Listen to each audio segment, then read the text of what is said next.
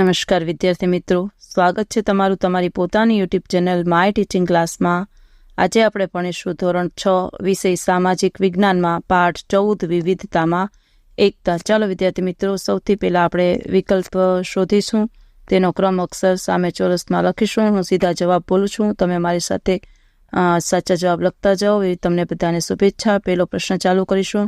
પહેલામાં લખો સી, બીજામાં લખો ડી, ત્રીજામાં લખો એ, ચોથામાં લખો સી, પાંચમામાં લખો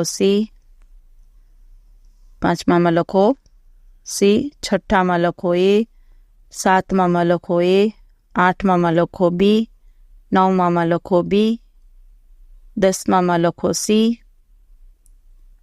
11મામાં લખો ડી। જો વિદ્યાર્થી મિત્રો, બધા વિકલ્પ તમને હું પાછા દેખાડતી જાઉં છું। જો તમે જોઈ શકો છો, પહેલામાં છે સી, બીજામાં ડી, પછી એ, પછી સી, ચોથામાં પાંચમામાં પણ સી, છઠ્ઠામાં એ, સાતમામાં એ, આઠમામાં બી, નવમામાં બી, દસમામાં સી અને 11મામાં ડી। ચાલો વિદ્યાર્થી મિત્રો, હવે છે પછીનો પ્રશ્ન, ખાલી જગ્યા પૂરો। પહેલામાં લખો મરાઠી, બીજામાં ભાંગલ, ત્રીજામાં જૈન, ચોથામાં ગુજરાત, પાંચમામાં પતેતી અને છઠ્ઠામાં પંજાબ। સાતમામાં લખો હોળી, આઠમામાં ઘુમર, નવમામાં લાવણી, દસમામાં વિવિધતામાં એકતા, 11મામાં વસુધૈવ કુટુંબકમ, 12મામાં બિન સાંપ્રદાયિક, 13મામાં સહ અસ્તિત્વ, 14મામાં સાક્ષરતા અને 15મામાં સ્ત્રી ભ્રૂણ। હવે પછીનું છે ખરા ખોટા ની નિશાની કરો। તો ચાલો વિદ્યાર્થી મિત્રો, પહેલામાં લખો સાચું, બીજામાં ખોટું, ત્રીજામાં ખોટું, ચોથામાં સાચું, પાંચમામાં સાચું, છઠ્ઠામાં ખોટું, સાતમામાં ખોટું, આઠમામાં ખોટું, નવમામાં ખોટું, દસમામાં ખોટું, 11મામાં સાચું અને 12મામાં ખોટું। જો વિદ્યાર્થી મિત્રો, બધા જવાબ તમે ફરીથી લખી શકો છો, જોઈને શું સાચું છે અને શું ખોટું છે, ખરા ખોટા લખી શકો છો। હવે છે યોગ્ય જોડકા જોડીએ। પહેલાના સામે પાંચમું, બીજાના સામે ચોથું, ત્રીજાના સામે બીજું અને ચોથાના સામે પહેલું। એ જ રીતે બીજું જોડકો, એમાં પહેલાના સામે ત્રીજું, બીજાના સામે પાંચમું, ત્રીજાના સામે પહેલું અને ચોથાના સામે બીજું। પછી ત્રીજા જોડકામાં એમ જ પહેલાના સામે બીજું, બીજાના સામે ચોથું, ત્રીજાના સામે પાંચમું અને ચોથાના સામે ત્રીજું। હવે પ્રશ્ન નંબર 5 છે, 1-2 વાક્યમાં ઉત્તર લખો। જો વિદ્યાર્થી મિત્રો, પ્રશ્ન પહેલું છે, આપણા દેશમાં કઈ કઈ ભાષાઓ બોલાય છે? તો લખો હિન્દી, અંગ્રેજી, ગુજરાતી, બંગાળી, મરાઠી, પંજાબી, તમિલ, તેલુગુ, કન્નડ, મલયાલમ, ઉડિયા, કોંકણી વગેરે। બીજું, આપણા દેશના લોકો કયા કયા ધર્મો પાળે છે? તો લખો હિન્દુ, ઇસ્લામ, ખ્રિસ્તી, શીખ, જૈન, બૌદ્ધ, જરથોસ્તી, યહૂદી વગેરે।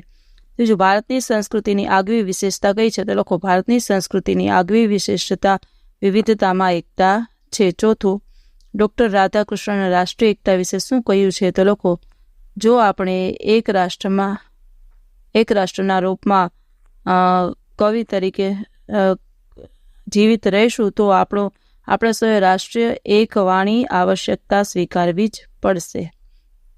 પાંચમું, આઝાદીની લડતમાં દેશવાસીઓએ કઈ રીતે રાષ્ટ્રીય એકતાના દર્શન કરાવ્યા હતા? તો લખો આઝાદીની લડતમાં દેશવાસીઓએ રાષ્ટ્રપ્રેમ અને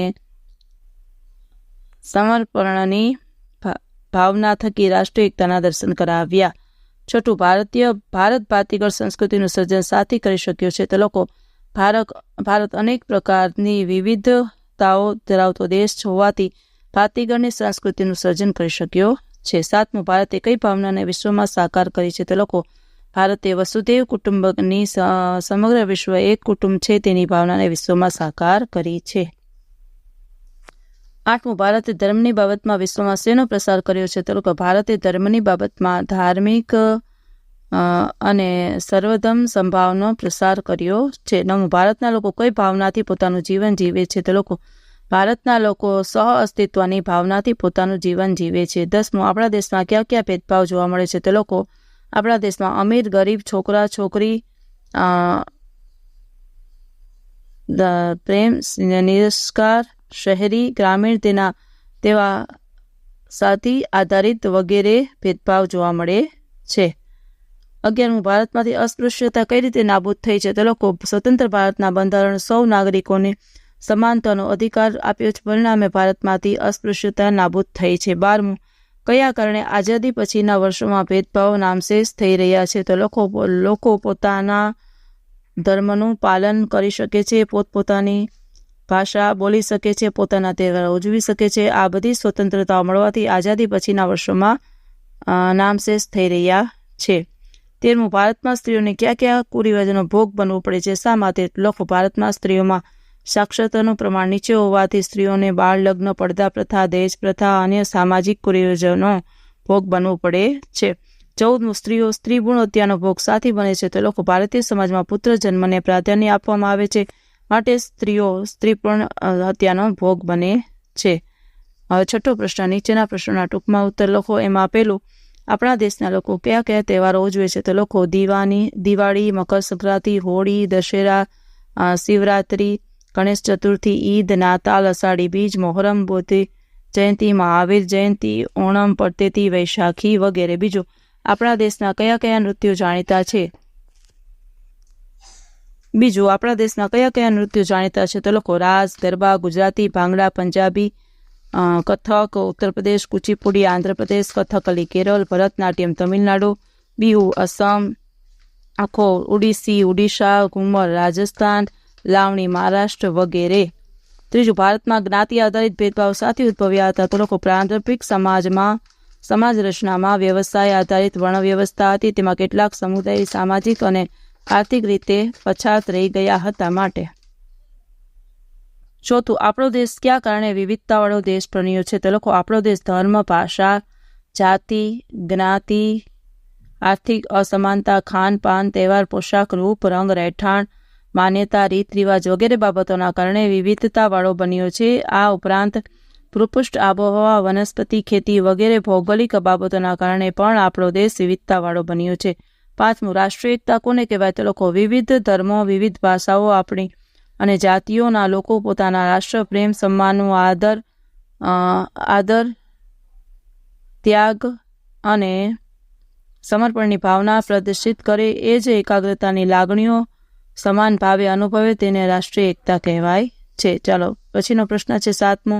નીચેના પ્રશ્નોના ઉત્તર આપો. ચાલો પેલું, છોકરા છોકરીમાં ભેદભાવ વિશે ટૂંકમાં જણાવો. તો લખો, સ્ત્રી પુરુષમાં જૈવિક ભિન્નતા છે, જેથી છોકરા છોકરીઓના ઉછેરમાં ભેદભાવ રાખવામાં આવે છે. આજે ઘણા કુટુંબોમાં મહિલા ઘરકામ કરી, રસોઈ બનાવી અને બાળ ઉછેરનું જ કામ કરે છે. કુટુંબમાં સ્ત્રીઓને કોઈ નિર્ણય લેવાની સત્તા હોતી નથી. દીકરીઓને શૈશવકાળથી શિક્ષણ, આરોગ્ય અને આર્થિક અધિકારથી વંચિત રાખવામાં આવે છે. કપડામાં, અભ્યાસની તકોમાં, હરવા ફરવામાં અને વ્યવસાયિક કામોમાં છોકરીઓ પ્રત્યે લૈંગિક ભેદભાવ રાખવામાં આવે છે. છોકરીઓમાં સાક્ષરતાનું પ્રમાણ નીચું હોવાથી તેઓ બાળ લગ્ન, પડતા પ્રથા, દહેજ પ્રથા, અન્ય કુરિવાજો અને અન્યાયોનો ભોગ બનવો પડે છે. સમાજમાં પુત્ર જન્મને પ્રાધાન્ય હોવાથી સ્ત્રીઓને સ્ત્રી ભ્રૂણ હત્યાનો ભોગ બનવું પડે છે. વિવિધ ક્ષેત્રોમાં સ્ત્રીઓનું ઓછું પ્રમાણ રચી સ્ત્રી પુરુષો વચ્ચેનો ભેદભાવ સ્પષ્ટ કરે છે. ચાલો બીજું છે, ભારત બિન સાંપ્રદાયિક દેશ છે, વિધાન સમજાવો. તો લોકો, ભારતના બંધારણે દેશના તમામ નાગરિકોને ધાર્મિક સ્વાતંત્ર્યનો મૂળભૂત હક આપ્યો છે. આ હક દ્વારા ભારતમાં ધર્મ, જાતિ કે પંથના ભેદભાવ વિના બધા નાગરિકોને સમાન અધિકારો આપવામાં આવ્યા છે. ભારત સરકાર કોઈ પંથ કે ધર્મને વરેલી નથી. રાજ્યમાં બધા ધર્મોને સમાન ગણે છે. રાજ્યની નજીકના ધર્મને કારણે, નગરમાં ધર્મને કારણે કોઈ ઊંચું કે નીચું નથી. ભારતમાં દરેક નાગરિકને પોતપોતાનો ધર્મ પાળવાની છૂટ છે. ભારત સરકાર ધાર્મિક બાબતોમાં નિષ્પક્ષ અને તટસ્થ છે. ભારતના બંધારણમાં સર્વધર્મ સમદ્રષ્ટિ અને સર્વધર્મ સમાવીને સિદ્ધાંત સ્વીકારવામાં આવે છે. આમ ભારત બિન સાંપ્રદાયિક દેશ છે. ચાલો વિદ્યાર્થી મિત્રો, આજના વિડીયો લેક્ચરમાં આટલું જ. જો તમને આ વિડીયો ગમ્યો હોય તો લાઇક કરશો, તમારા મિત્રો સાથે શેર કરશો અને મારી ચેનલને સબસ્ક્રાઈબ પણ કરશો. આવજો.